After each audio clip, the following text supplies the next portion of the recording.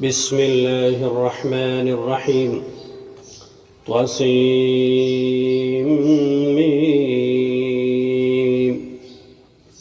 تلك آيات الكتاب المبين نتلو عليك من نبأ موسى وفرعون بالحق لقوم يؤمنون.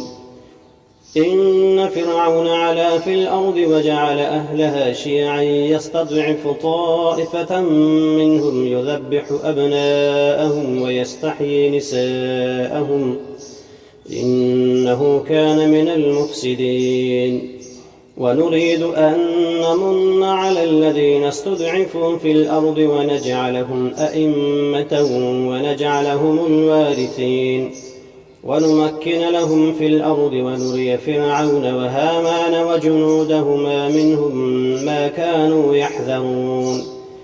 وأوحينا إلى أم موسى أن أرضعيه فإذا خفت عليه فألقيه في اليم ولا تخافي ولا تحزني إنا رادوه إليك وجاعلوه من المرسلين.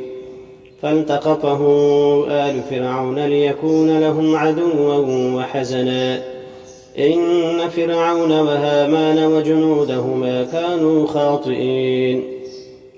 وقالت امرأة فرعون قرة عين لي ولك لا تقتلوه عسى أن ينفعنا أو نتخذه ولدا وهم لا يشعرون. وأصبح فؤاد أم موسى فارغا إن كانت لتبدي به لولا أن ربطنا على قلبها لتكون من المؤمنين. وقالت لأخته قصيه فبصرت به عن جنب وهم لا يشعرون. وحرمنا عليه المراضع من قبل فقالت هل أدلكم على أهل بيت يكفلونه لكم وهم له ناصحون. فرددناه إلى أمه كي تقر عينها ولا تحزن ولتعلم أن وعد الله حق ولكن أكثرهم لا يعلمون. ولما بلغ أشده واستوى آتيناه حكما وعلما وكذلك نجزي المحسنين. ودخل المدينة على حين غفلة من أهلها فوجد فيها رجلين يقتتلان هذا من شيعته وهذا من عدوه فاستغاثه الذي من شيعته على الذي من عدوه فوكزه موسى فقضى عليه قال هذا من عمل الشيطان إنه عدو مضل مبين. قال رب إني ظلمت نفسي فاغفر لي فغفر له إنه هو الغفور الرحيم. قال رب بما أنعمت علي فلن أكون ظهيرا للمجرمين. فأصبح في المدينة خائفا يترقب فإذا الذي استنصره بالأمس يستصرخه قال له موسى إنك لغوي مبين.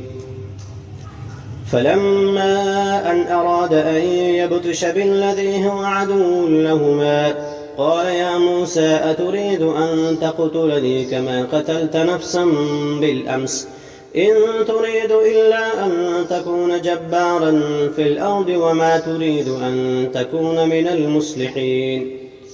وجاء رجل من أقصى المدينة يسعى قال يا موسى إن الملأ يأتمرون بك ليقتلوك فاخرج إني لك من الناصحين. فخرج منها خائفا يترقب قال رب نجني من القوم الظالمين. ولما توجه تلقاء مدين قال عسى ربي أن يهديني سواء السبيل. ولما ورد ماء مدين وجد عليه أمة من الناس يسقون ووجد من دونهم امرأتين تذودان قال ما خطبكما قالتا لا نسقي حتى يصدر الرعاء وأبونا شيخ كبير. فسقى لهما ثم تولى إلى الظل فقال رب إني لما أنزلت إلي من خير فقير. فجاءته إحداهما تمشي على استحياء قالت إن أبي يدعوك ليجزيك أجر ما سقيت لنا. فلما جاءه وقص عليه القصص قال لا تخف نجوت من القوم الظالمين. قالت إحداهما يا أبت استأجره إن خير من استأجرت القوي الأمين.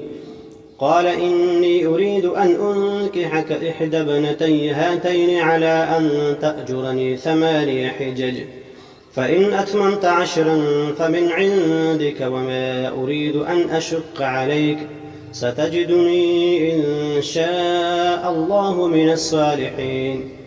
قال ذلك بيني وبينك أيما الأجلين قضيت فلا عدوان علي والله على ما نقول وكيل.